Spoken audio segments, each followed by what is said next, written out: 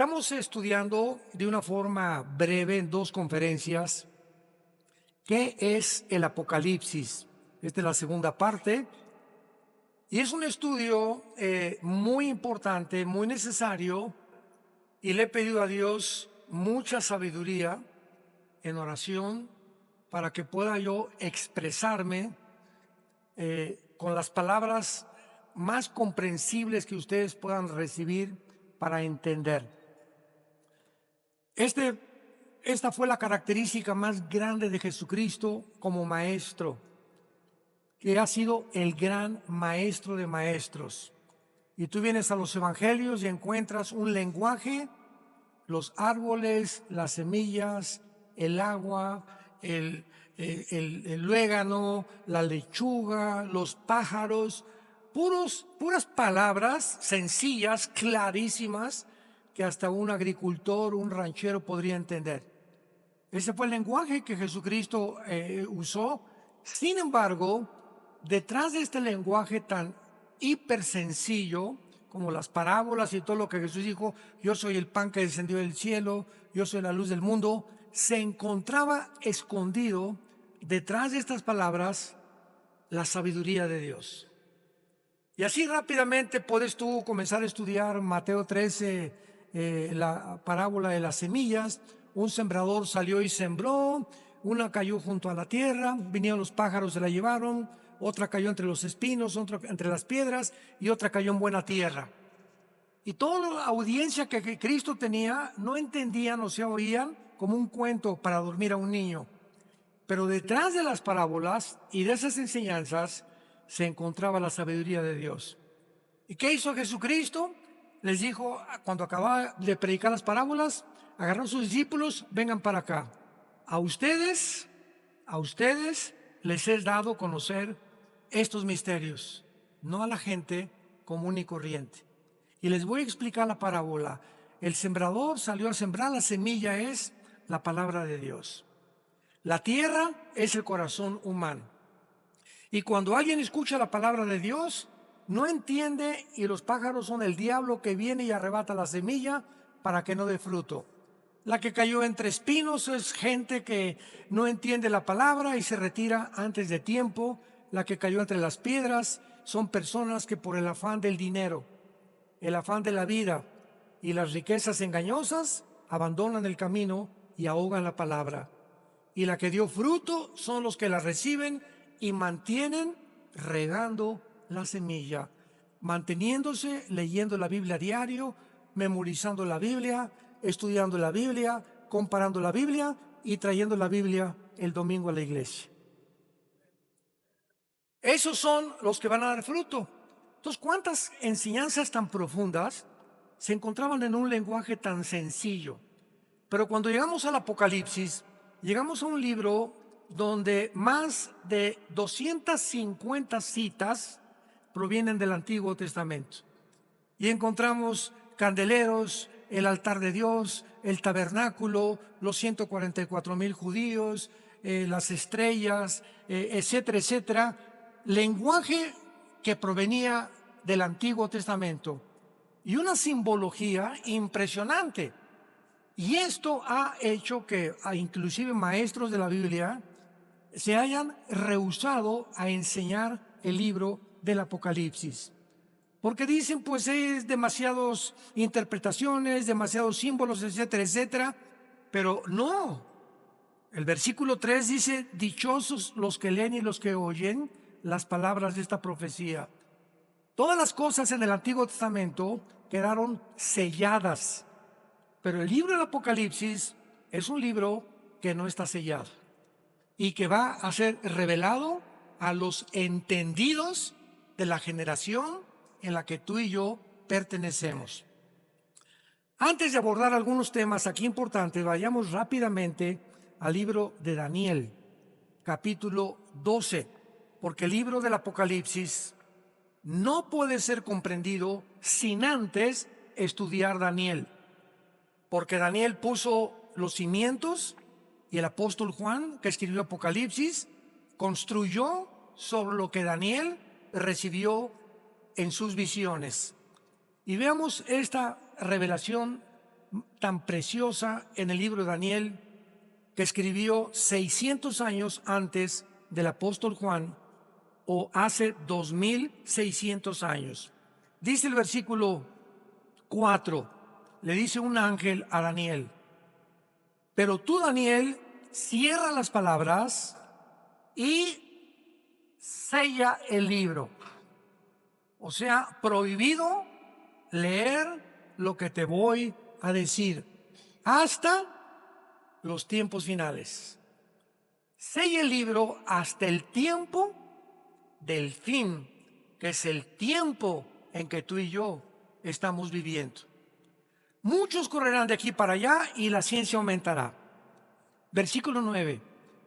Él respondió: anda, Daniel, estas palabras están selladas. ¿Hasta cuándo? Hasta el tiempo del fin. Muchos serán limpios, emblanquecidos, purificados. Los impíos irán de mal en peor, o sea, procederán impíamente, y ninguno de los impíos entenderá. Pero los entendidos comprenderán. Se necesita entendimiento para comprender las cosas espirituales. Entonces, el libro del Apocalipsis no es un libro para la gente del pueblo común y corriente. Tú puedes tener 5 premios Nobel y ser maestro en ciencias políticas, doctor en filosofía y letras y graduado en Oxford o en Harvard, y vienes a la Biblia y te estrellas contra la mente de Dios. Porque la mente humana tiene un límite, y los que quieren atravesar ese límite y tratar de comprender más allá de ese límite, se vuelven locos. Así tan sencillo. Y así tenemos Carlos Marx, tenemos a el padre de la psicología, ¿verdad? A Freud, tenemos a Friedrich Nietzsche, el padre del ateísmo del siglo pasado. Nietzsche influyó en Hitler, en Lenin, en Mussolini, en Stalin y en todos a Mao, y todos los dictadores del siglo pasado fueron influenciados por Carlos Darwin y por Friedrich Nietzsche. ¿Cómo acabó el padre del ateísmo? Loco, en un manicomio, y se volvió homosexual antes de morir. Carlos Marx, pobrecito, ¿verdad? Murió en la pobreza, aunque era un hombre sincero, que postuló una doctrina hegeliana junto con Federico Engels. Vino Nicolás Lenin, él llevó a la práctica el capitalismo y el manifiesto comunista. Después lo absorbió Lenin y después lo absorbió, José Stalin. Y después vino la Segunda Guerra Mundial con Mussolini, el loco, Hitler, otro psicópata. Y todos estos hombres quisieron ser guiados por supuestas guías espirituales, como decía Hitler, que lo guiaba un espíritu, y murieron, ¿verdad?, del lado más desastroso y terrorífico que nos podamos nosotros imaginar. Y rápidamente, finalmente, veamos en 1 Corintios capítulo 2. Estos versículos nos dan un cimiento para que ustedes entiendan lo que les estoy tratando de comunicar. 1 Corintios 2, versículo 6. Dice Pablo: sin embargo, hablamos sabiduría entre los que han alcanzado, ¿qué cosa? Un cristiano no maduro es un cristiano que todavía no entiende Apocalipsis, ni Daniel, ni Ezequiel, ni Zacarías, ni Malaquías. Y tiene 5 o 10 años el cristiano y no sale de Juan 3:16. Se llama la leche. Ahora, ¿por qué una persona cristiana que tiene 5, 8, 10 años en Cristo no entiende las cosas profundas de la mente de Dios? Por la falta del estudio diligente y su falta de relación diaria en comunión con la Biblia y con el Señor Jesucristo. La vida cristiana no puedes depender, leer la Biblia hoy y pasa miércoles, jueves, viernes, sábado y la Biblia ni la tocas. Y ya tomaste decisiones el miércoles y el jueves con tus hijos, en tu casa, en tu escuela, en tu bufete de abogados, en tu consultorio médico, sin tener en cuenta la Biblia. ¿Qué significa esto? Que en esos 3 días le dijiste a Dios: no te necesito en estos 3 días, yo tengo la sabiduría para saber qué aconsejarle a mi hijo, qué decisiones tomar. Y es lo que se llama la soberbia espiritual. Perdemos nuestra dependencia de Dios alejándonos de la Biblia, creyendo que somos autosuficientes y capaces de resolver problemas que van más allá de nuestra capacidad para poder resolverlos. Soberbia intelectual. Hablamos sabiduría entre los que han alcanzado la madurez. Versículo 10. Pero Dios nos las reveló a nosotros por el Espíritu, porque el Espíritu todo lo escudriña o todo lo investiga, aún lo profundo de Dios. A ver, hay un solo Espíritu en el universo. Un solo Espíritu de los billones. Los ángeles son espíritus, los serafines, los querubines, los seres humanos. Hay billones de espíritus en el universo, pero hay uno solo que posee toda la verdad. Se llama el Espíritu Santo. Y es el único espíritu que nos puede guiar a la verdad. Y el Espíritu Santo siempre va a usar las Sagradas Escrituras. ¿Ves la importancia de tener contacto con la Biblia? Porque te desligas de la Biblia, la dejas de leer, la dejas de estudiar, no te disipulas, pierdes el camino así. Somos como ovejas que necesitamos un pastor. No hay un solo animal en el mundo que necesite un pastor y que nunca verá sin un pastor más que las ovejas. Escúchame, ¿sabes por qué? Porque escogió Dios a las ovejas como el animal para compararnos con nosotros. No escogió al perro, ni al rinoceronte, ni al caballo, ni a ningún animal. Dios escogió a las ovejas porque son los animales más brutos. Ya te sentiste ofendido, ¿verdad? Son los animales más ciegos. Son los animales más torpes. Son los animales más indefensos de todos los animales que Dios creó. Una oveja no tiene la capacidad de defenderse. Los conejos corren, todos tienen de alguna manera de huir del peligro. Pero las ovejas son indefensas. Deliberadamente la Dios creó para que necesitaran un pastor.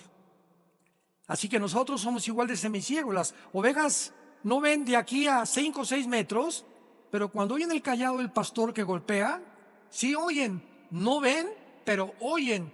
Nosotros no vemos a Jesús, pero lo oímos a través de su palabra. No necesitamos ver a Jesús. Cuando prestas oído a su palabra como las ovejas, oyen el ruido, las ovejas siguen el golpeteo del bastón del pastor con las piedras. A una oveja la metes a un barril en reversa y ahí está. Y en lugar de que se eche en reversa o que salga, ahí se queda la bruta. Son tan indefensas que ni siquiera pueden recurrir a salir o meterse, igual que los seres humanos.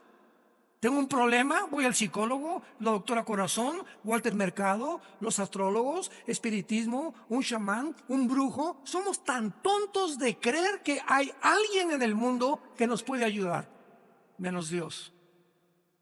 Así de tercos somos los seres humanos. Ahora entiendes por qué solo el Espíritu que conoce las cosas profundas de Dios es el que te puede guiar a la verdad. Y finalmente dice el versículo 14, 1 Corintios 2, el hombre natural, o sea, el que no tiene al Espíritu Santo, no percibe las cosas que son del Espíritu de Dios. Porque para él son locura. ¿Por qué qué? Porque no las puede entender. Porque se han de discernir espiritualmente. Viene un niño, Alberto Einstein, en este caso soy yo. Mr. Einstein, ¿qué significa la fórmula E igual a mc al cuadrado? Chamaco menso, 6 años de edad. ¿Tú quieres, Pepito, que yo te explique que la energía es igual a la masa por la velocidad de la luz al cuadrado? ¿Qué dijo? Eso es lo que es la fórmula de la relatividad, la que completamente transformó en 1943 la física. Y se incluyó la ley de la relatividad como la 4ª dimensión.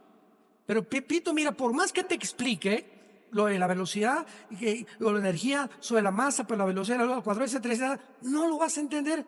¿Por qué? Porque tu cerebrito no está desarrollado. Entonces tienes que aprender la A, la B, la C, la D, y conforme vayas creciendo, aritmética, matemáticas, raíz cuadrada, el cálculo diferencial, el cálculo cuántico, etcétera, etcétera. Cuando crezcas, entenderás las cosas que no entendías cuando eras niño. Así es la vida espiritual. Hay muchos en la iglesia que son niños.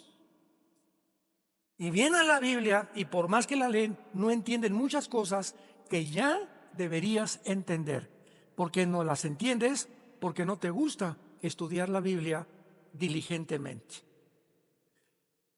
Bueno, pues vamos al Apocalipsis y veamos claramente, después de haber examinado la clave, que el Apocalipsis es un libro de las cosas que sucedieron en el tiempo de Juan, en el tiempo de la iglesia, que es la que vivimos, y todas las cosas futuras que van a suceder en el tiempo en que tú y yo estamos viviendo.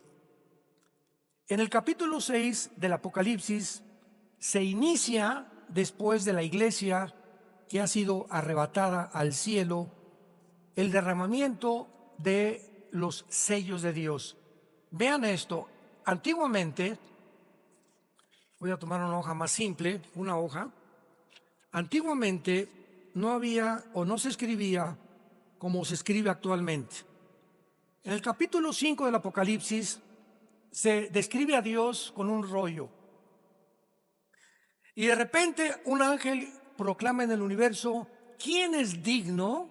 Y un rollo sellado con un sello, 2, 3, 4, 5, 6, 7 sellos.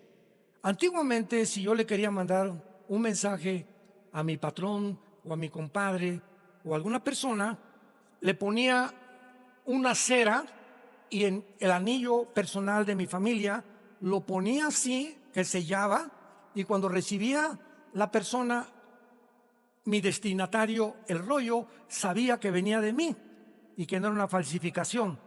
Entonces se sellaban las cartas con sellos de cera. Entonces se describe a Dios con un libro o con un papiro sellado 7 veces. Pero se proclama en el universo, ¿quién es digno en todo el universo? ¿Será la Madre Teresa? ¿Abraham? ¿Isaac? ¿Jacob? ¿San José? ¿Cirindano? ¿San Cleotilde? ¿San Agustín? ¿Habrá alguien en los querubines, los serafines, que puedan desatar los sellos? Y se contestó, no hay nadie en el universo digno de abrir los sellos que contienen los 21 juicios de Dios sobre el mundo en el tiempo futuro que estamos viviendo.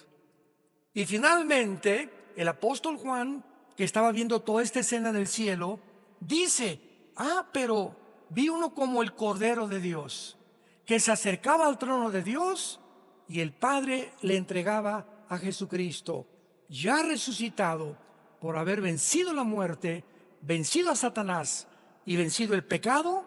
Él es el único digno de que pueda desatar los sellos. Y dentro de los 7 sellos se encuentran 7 trompetas y 7 copas. Así que los 7 sellos contienen todos los juicios de Dios y se abre el primer sello, capítulo 6, versículo 1, un caballo blanco, que simboliza la entrada del anticristo pacíficamente al mundo, convergiendo con Daniel 9:27, confirmando un pacto con los judíos para poder durante 7 años garantizarles a los judíos la protección de sus enemigos. Así comienza la tribulación. La tribulación no comienza con el rapto de la iglesia.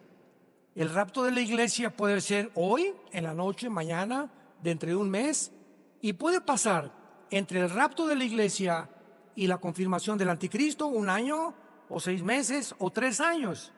O sea, el rapto no es así, y después inmediatamente al otro día comienza la tribulación.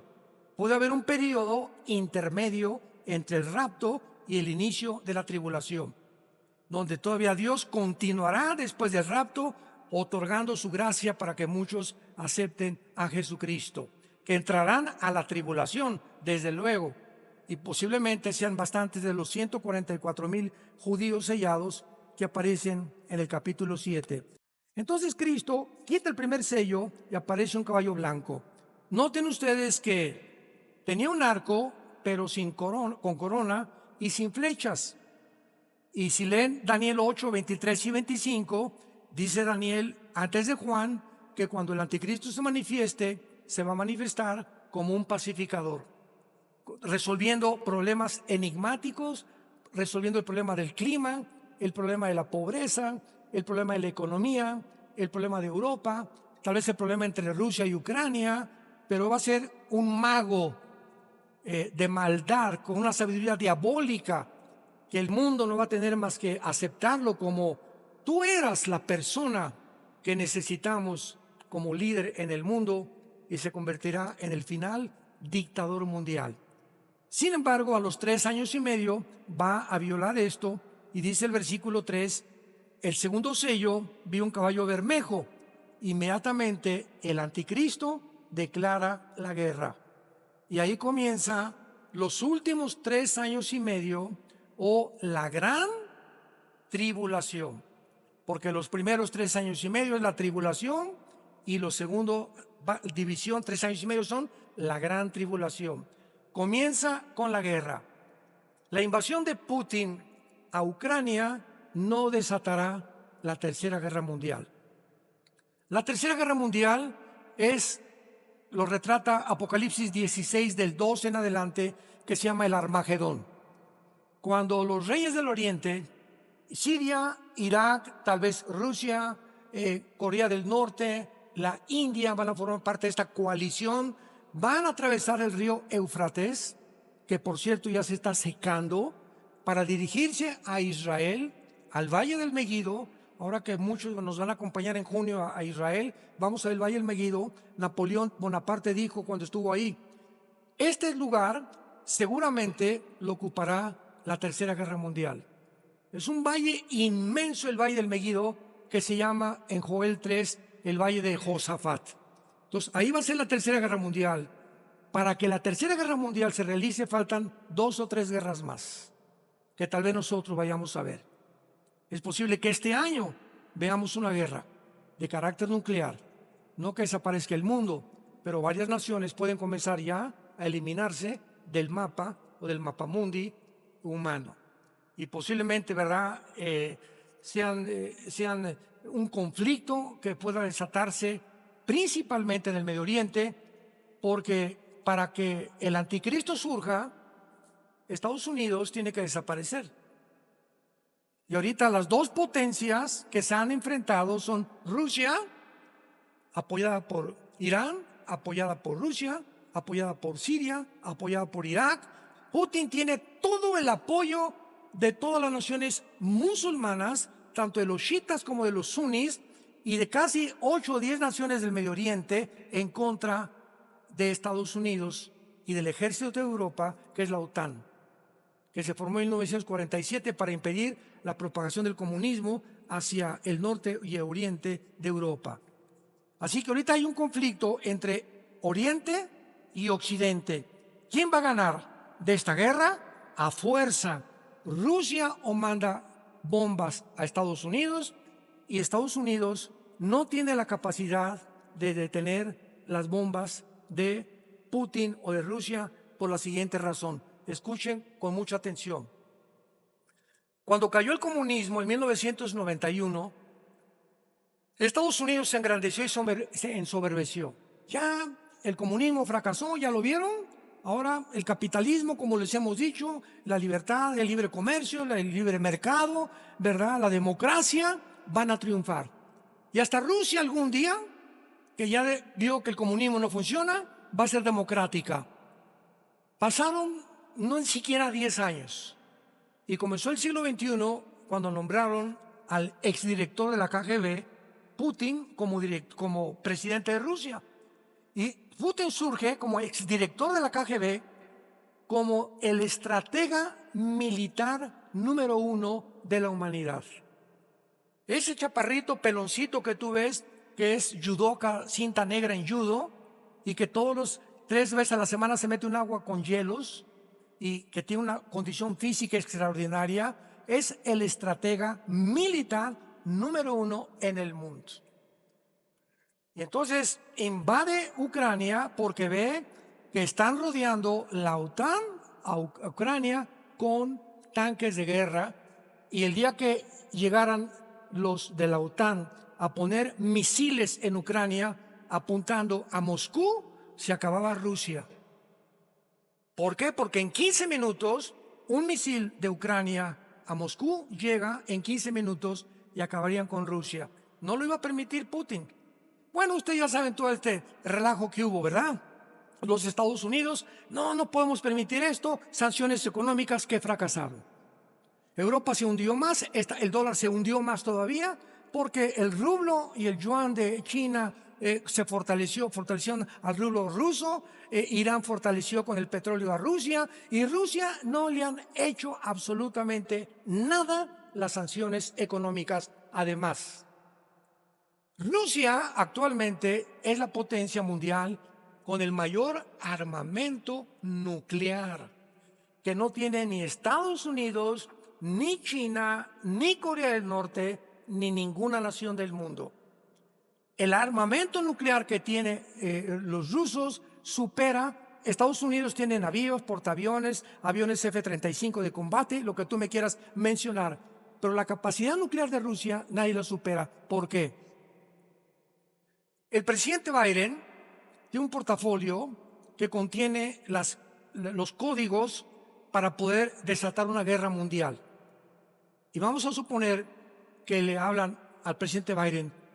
Vemos en los satélites que hay una bomba que salió, parece que o de Corea del Norte o de Rusia, no estamos muy seguros, pero ella va volando a una velocidad supersónica, como el Poseidón, que es la nueva arma de Rusia.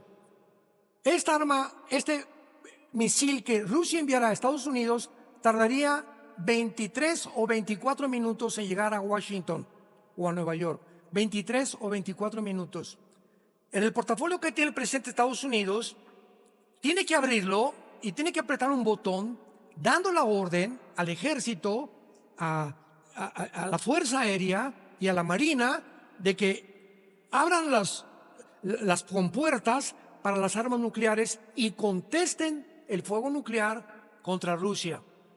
Sin embargo, al presidente Biden le tardaría 5 minutos en dar esa orden. Desde el momento que le comunican, abre el portafolio, le dan el código, porque él no tiene el código, es un general que siempre lo acompaña, y ya con el código, y más que ahorita ya el presidente Biden está medio senilidad mental, ¿verdad? Ya tiene reacciones que ya no son normales.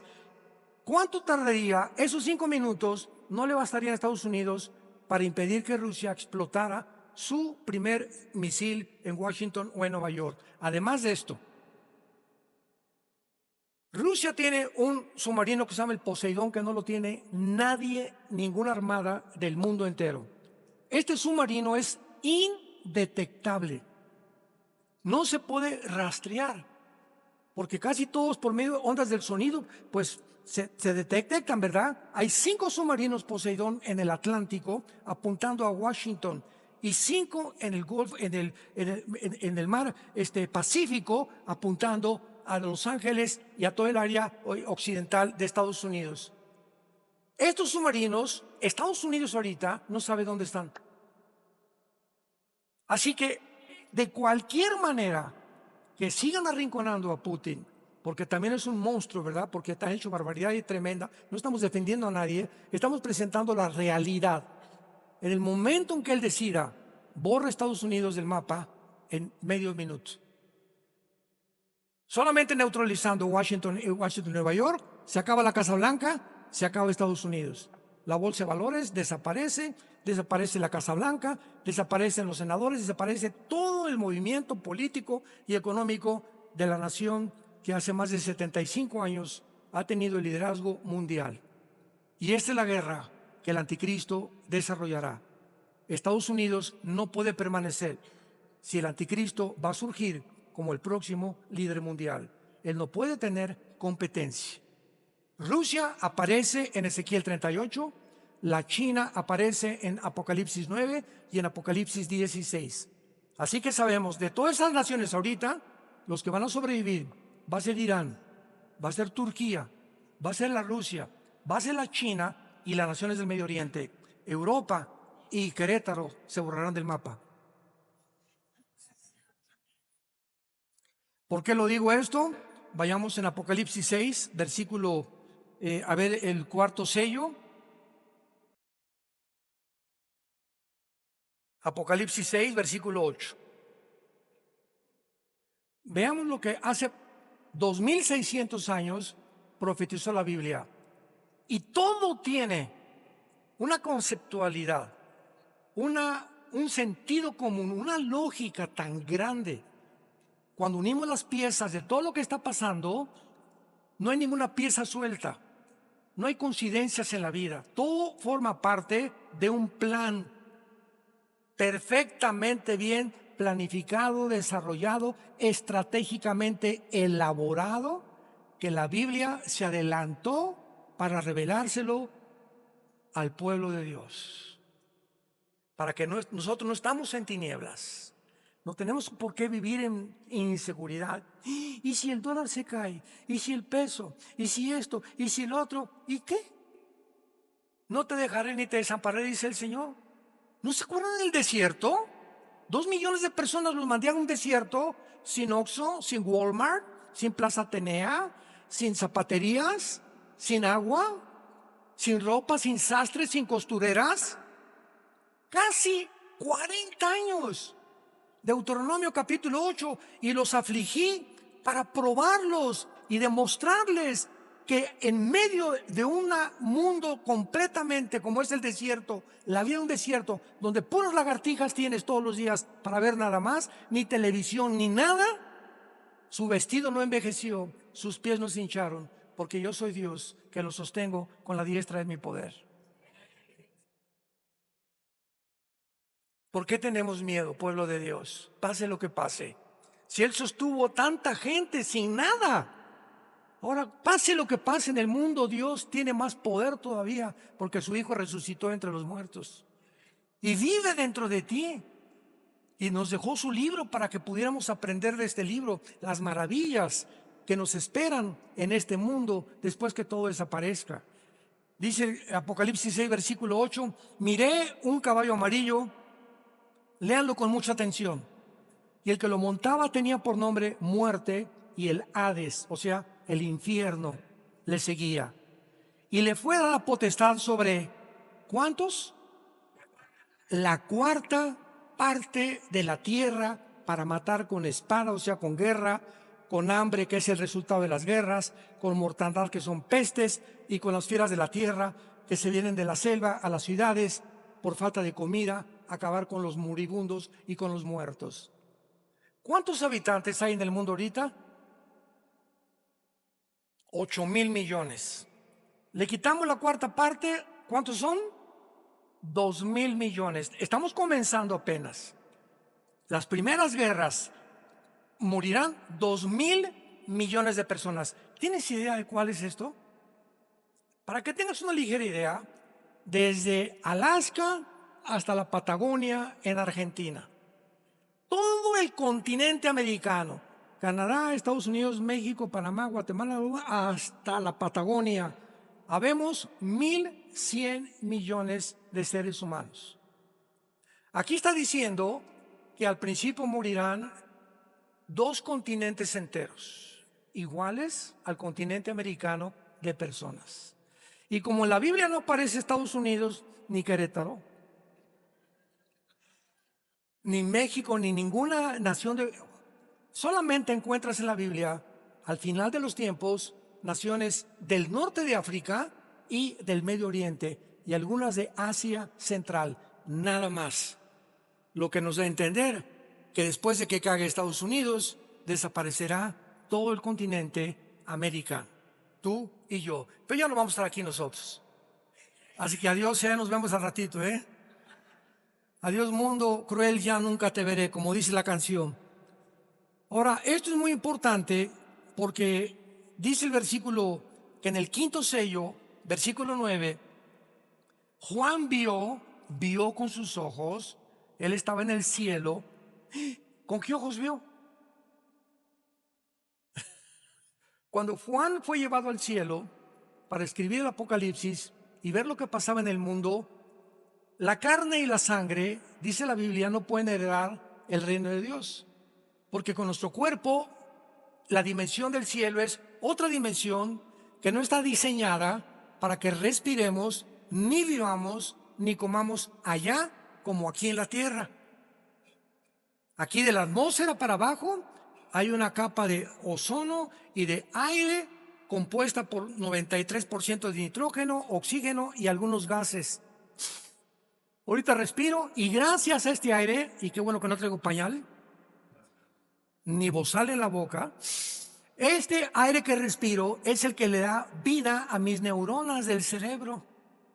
Y el momento que dejo de respirar, se me baja mi sistema inmune, afecto mis neuronas, que son irreversibles, el daño para siempre. Yo no me quiero meter en eso. El que tenga entendimiento, que entienda lo que les quiero decir. Pero es increíble que podamos nosotros ver que allá Juan en el cielo ve con otros ojos, que son los ojos espirituales. Los oídos de Juan no eran físicos, eran espirituales. ¿Qué les quiero decir? Que cuando Juan estuvo en el cielo, vio a los muertos. Versículo 9. Vi bajo el altar las almas de los que habían sido muertos por la palabra de Dios y por el testimonio, o sea, los mártires. Cuando morimos, no hay reencarnación, no hay purgatorio, no hay limbo, inventos de los seres humanos y de las religiones. Tú te mueres hoy en la noche y acabó para toda la eternidad tu futuro y serás condenado o vivirás con Jesús en el cielo. No hay lugares intermedios, no hay tiempo de arrepentirte ya, ni de pedir perdón. Se acabó el tiempo de la gracia. De Dios nadie puede ser burlado. Por eso cuando oigas su voz, no te endurezcas. Hoy es esta tarde, a muchos Dios le está hablando para que se arrepientan de sus vidas y vengan a la cruz. Antes que salgas por esa puerta, Dios no lo quiera, que hoy mismo te mueras, o mañana, o pasado, y por tu endurecimiento te condenes eternamente en el infierno. ¿Qué les quiero decir con esto? Que al morir la conciencia no se pierde. No hay tal cosa como que cuando dicen que duermen los muertos, duerme el cuerpo. Pero cuando te mueres, se sale tu espíritu, se sale tu alma, tu cuerpo lo pueden cremar, no importa que lo cremen, de todas maneras los gusanos se lo van a comer, o echan el polvo en la tierra o en el mar, si te entierran tampoco importa. Por eso el cristiano nunca va al Día de Muertos a llevarle mole ni flores al muertito. ¿Se acuerdan del chiste de la India María? El Día de Muertos, llegó la señora Pompidou con su ramo de flores y vio a la India María en el cementerio. India bruta, ¿cuándo crees que se va a comer el mole tu muertito? Y le contestó la India María, ¿cuándo venga el suyo por las flores? O sea, qué absurdo, ¿no? Ya sea que mole o comida o flores, llevarles a los muertos, no hay nada ahí. Están completamente, un cristiano jamás regresa al cementerio. Creemos que ahí no hay nada ahí. Ya están en el cielo condenados, tus parientes o tus amistades. Nada, o sea, es paganismo. Y cuando morimos, sigue siendo Jorge, sigue siendo Carmelita, sigo siendo Armando. Vamos a mantener la conciencia de lo que éramos, tanto en el infierno como en el cielo. Miren lo que dice el versículo 10. Estos muertos estaban platicando con Dios, o sea, había un cuerpo temporal. ¿Con qué?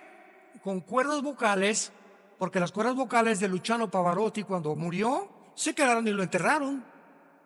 Cuando murió tu abuelito y tu tío, su cerebro se lo comieron los gusanos. Entonces el pensamiento no está en el cerebro. La memoria no está en el cerebro.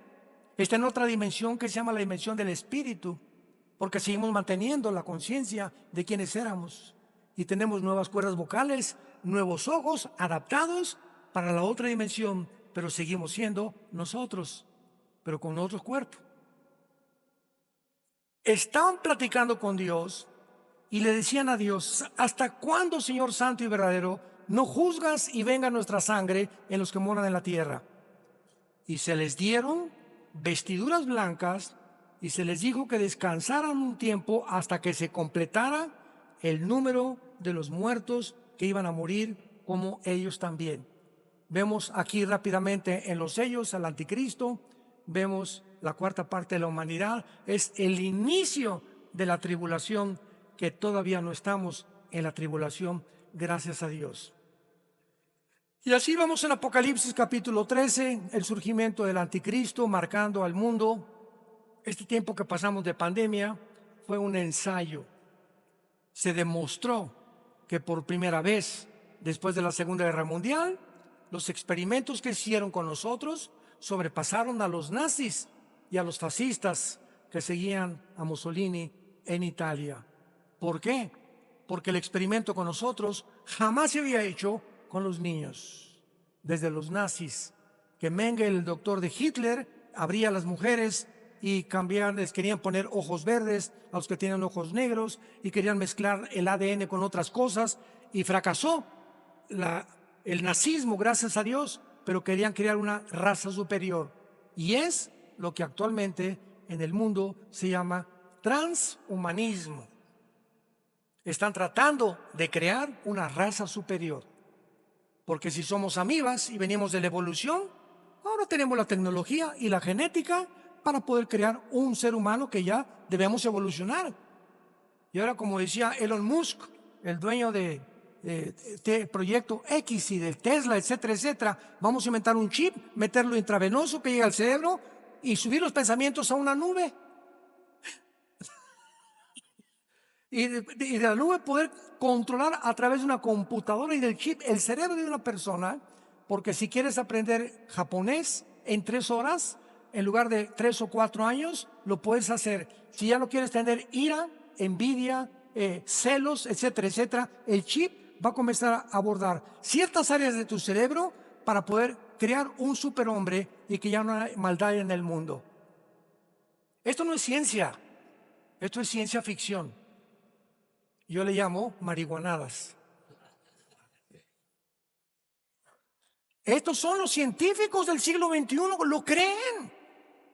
lo creen y lo están haciendo. Googléalo. Foro Económico Mundial, Klaus Schwab, el presidente, ve lo que dicen. Y son los que están manejando el protocolo del mundo actualmente. Ya llegaron a ensoberbecerse a tal grado que creer que somos dioses. Y que ¿quién puede competir con Dios? Crear un ser humano superior al que Dios creó por medio de la tecnología y la genética. Y así el anticristo va a marcar a millones de personas con el 666. Vendrá, ¿verdad?, en la segunda venida después de la tribulación Jesucristo con nosotros. En el rapto nos vamos. Pasan 7 años de tribulación.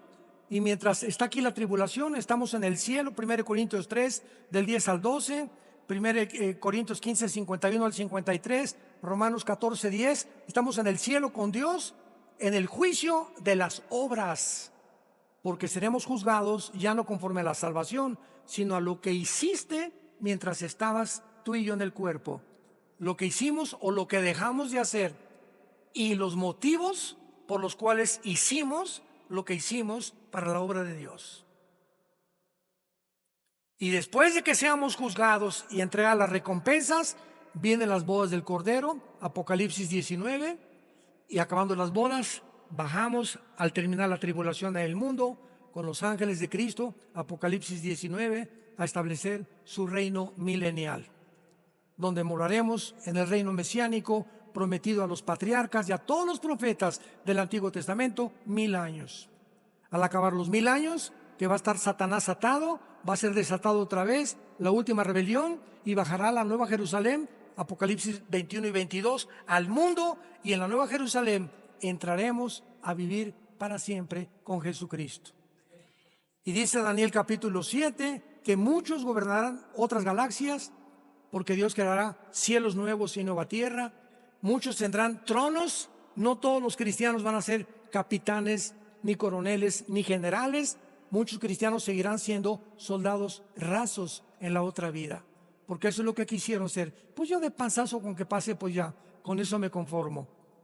Por eso dice la Biblia, no os canséis y mostrar la misma solicitud de al principio para que seamos imitadores de los que por la fe y la paciencia heredamos las promesas. No somos de los que retroceden, porque muchos salieron de nosotros, pero no eran de nosotros. Porque si hubieran sido de nosotros, hubieran permanecido con nosotros. Pero muchos vamos a ver que van a salir de la iglesia porque nunca se arrepintieron. Nunca fueron salvos, nunca fueron regenerados por el Espíritu Santo, nunca nacieron de nuevo. Eran religiosos nada más. Les gustaba oír, a Herodes le encantaba oír a Juan el Bautista y acabó cortándole la cabeza. Y las iglesias están llenas de personas en el mundo entero que no son salvas. Todas las iglesias hay la mitad de cizaña y la mitad del trigo. No todos los que tú ves a tu alrededor o atrás de ti o al lado o a la derecha son realmente cristianos.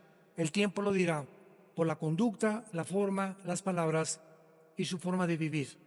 Porque el que recibió a Cristo ha sido transformado internamente, se convierte en un mejor esposo, la esposa ya no es tan repelona con él, los hijos son más apasionados por amar a sus padres, los padres a los hijos, mis negocios los manejo con honestidad, trato de vivir una vida tranquila, irreprensible delante de Dios, trato de hablarle a la gente, a mi familia de Jesucristo. Si tienes a Cristo y dices que eres cristiano, pregúntate, desde que te convertiste, ¿a cuántas personas has ganado para Cristo? ¿A cuántas personas les has hablado de Cristo en tu vida? Pregúntatelo, sé honesto, sé honesta. ¿Has hablado con alguna persona y la has guiado a recibir a Cristo en tu vida desde que te convertiste? Que dice Hechos 1:8, recibirán poder cuando venga el Espíritu Santo y me serán testigos. El Espíritu de Dios entra en nuestra vida para quitarnos el miedo de hablar de Cristo. Y nos enfrentamos a estudiantes, a ateos, a burladores, a familiares que te critican y todo, pero tenemos el valor de decirles, sí creo en Cristo, ¿y qué? Y les ofrezco una mejor vida y en Navidad me paro y no me da vergüenza testificar a toda la familia, arrepiéntanse, Cristo murió por ustedes. Y estamos hablando a toda la gente que podamos, al panadero. Anoche fuimos aquí nos encanta venir aquí en Querétaro, al Zócalo, al centro, y venía gente, ¿verdad? Una que tenía asma, otro que nos hizo rapear, etcétera, etcétera. Y por todos los otros repartiendo Biblias chiquitas y hablando de Cristo y repartiéndoselas a toda la gente. Y a toda la gente que podíamos, le hablábamos de Jesús. Porque somos testigos de Cristo. Al elevadorista, a la que te lleva las tortillas, a tu chofer, al de la farmacia, dale un folleto, dale una conferencia, un libro cristiano. Habla, comunícate, transmite lo que Dios a través de nosotros quiere transmitir. Es tiempo que la iglesia despierte y que recordemos en qué batalla nos encontramos. Y del Apocalipsis, que es la revelación de Dios, el plan de Dios termina y lo seguiremos entendiendo cuando tenemos realmente la pasión por seguir la verdad, apasionados por la verdad hasta el día de nuestra muerte. Te damos gracias, Señor, en esta tarde por tu palabra. Los cielos y la tierra pasarán, pero tus palabras permanecerán. Te damos gracias por habernos resucitado juntamente con Cristo, por haber permitido que muramos juntamente con Él y porque ahora nos consideras sentados en el trono de tu gracia, formando parte de la herencia que tu Hijo Jesucristo recibió cuando resucitó de entre los muertos. Te damos gracias por tan grande amor en la cruz, porque Dios muestra su amor para con nosotros en que siendo aún pecadores, Cristo murió por nosotros. El que no conoció pecado, por nosotros se hizo pecado, para que nosotros fuéramos hechos la justicia de Dios en Él. Él despreciado y desechado entre los hombres, varón de dolores, experimentado en quebranto. Escondimos el rostro de Él, fue menospreciado y no le estimamos. Ciertamente llevó Él nuestras enfermedades y nuestros dolores, Y nosotros le tuvimos por abatido de Dios.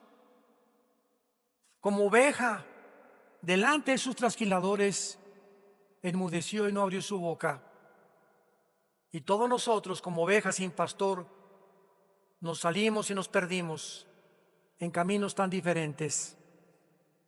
Mas en el amor que nos tienes, lo enviaste al mundo a recogernos, a meternos al corral otra vez de las ovejas, para ser pastoreados por Él, para que el bien y la misericordia nos sigan todos los días de nuestra vida.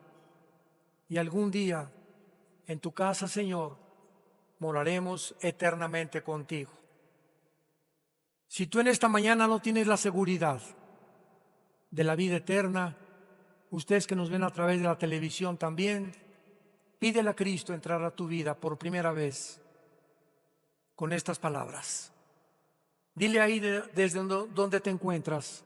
Tal vez estás en la sala de un hospital. Tal vez vas manejando tu coche. Tal vez estás en la sala de tu casa. Tal vez estás en alguna cárcel oyendo este mensaje.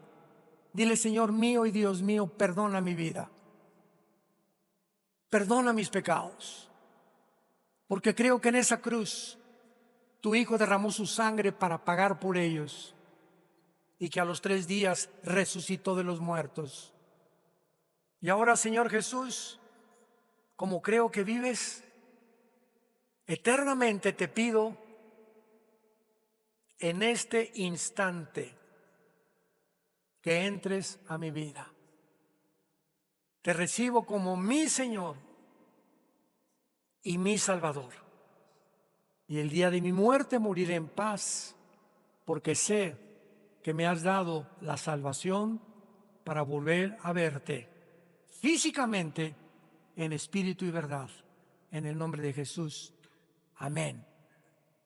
Gracias a Dios por este maravilloso libro, ¿verdad? Gracias por este maravilloso libro, la palabra de Dios.